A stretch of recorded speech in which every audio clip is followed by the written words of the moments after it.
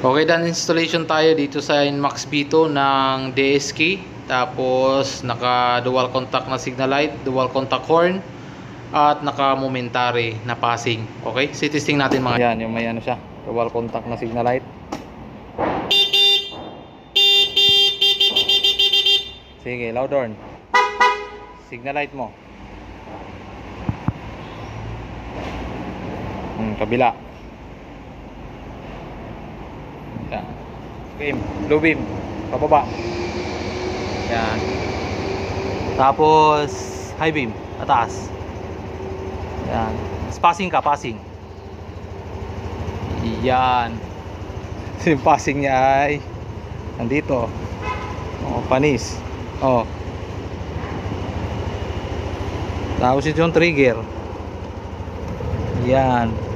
Trigger ng busina. Sige, busina ka. Stop. Ito naman yung switch ng dual contact. Yan. Tapos yung dual contact yung isa.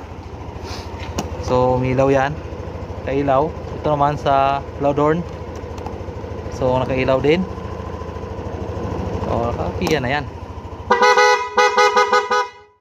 Okay, sa mga nagtatanong, wiring reveal tayo mga idol. So ito na.